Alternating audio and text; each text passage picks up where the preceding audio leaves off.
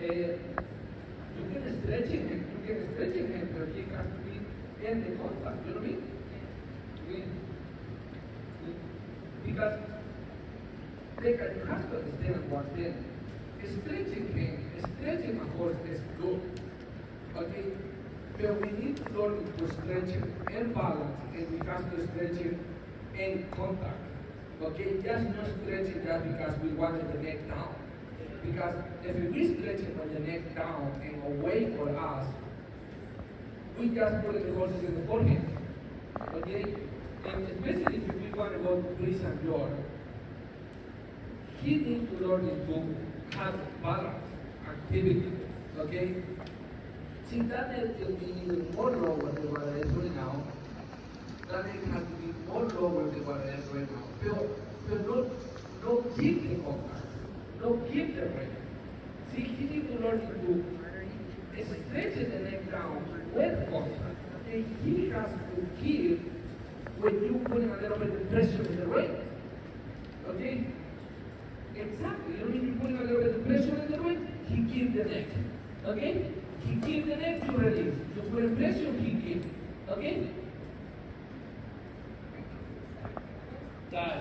Two elbows are much better right now. I love two elbows right now. Okay? See, because now you know pulling backward with your elbows. You actually, your hands are closer to his mouth. Okay? And your reins are shorter, and you're able to soften his mouth more, supple his mouth more, and be aware what his mouth is doing. You know what I mean? But the moment we right here, Becca, we're so far away from the mouth that you cannot do nothing. And your hands are dropping your belly. Okay? Because they're here.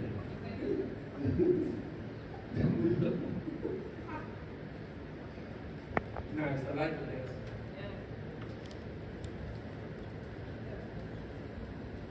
Really nice. See, and now, because you haven't taken more brain Becca, you actually start explaining to him. He said you need to walk, he said you collective walk. Okay? And he is getting used to that you are in his mouth, that you are touching his mouth. Because, no, you have to, okay? Good boy. And now let's go to the throat. Okay? One more time. Neck down. Where is the throat? Where is the educated throat? Where is the educated throat? Put your well behind. Touch it. Tap it. Nice. Nice. PhD Where is your try. web?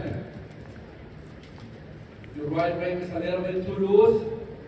Then you loosen the true contact in the right range. Happy with the web? Nice, that's lovely. See, you have a mega throat, okay? No? Bigger fences for losers, okay? That's plenty. See, that you please at your throat, okay? Try to please at your throat. Every day you need to ride this throat. Okay? No matter if you ride by yourself or ride with the instructor, every day this is your throat. Okay? Chain brain. Now? The leg is going higher. Salvo the leg a little bit. Remind you that he has to be sounded and lower. Okay? And true and honest. And post-brain right there, touching with the web, you're losing the quality to the educated throat.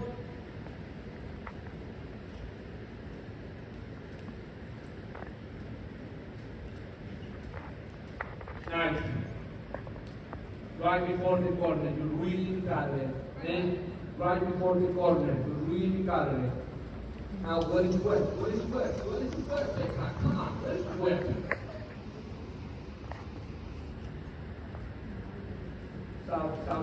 South of him right there. Touch it with the whip again.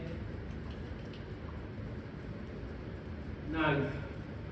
See that road. You have to educate this road every day. Okay? Yeah, come on, road. You don't have a different road. You only have one road. Go to walk. Cross. Same cross, Becca. Put your weapon behind. Becca, put your weapon in the right hand. Okay, please. You know, educate the throat again, Becca. Becca, I'm going to ask you a favor, okay? You have to listen here about that, okay? And you don't recognize that throat every day, okay? Because you really got your bronze medal, right?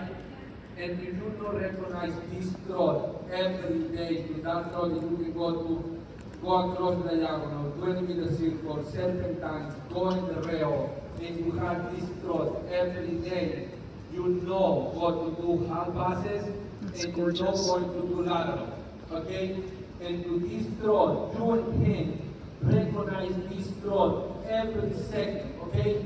You know what I mean?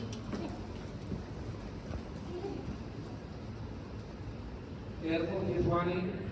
Careful, he's running. The moment they, now activate the hind leg. Tack, tack. Activate the hind leg. No running. Come. Come.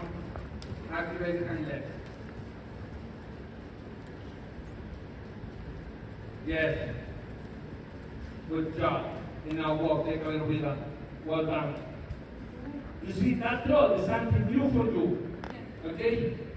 That you have to educate yourself in that throw before we're going to do half passes, shoulder leg, run there. Because if he's not educated in this throw, and we proceed to do half passes, it's not good enough, and everything what we're teaching him is a bad habit.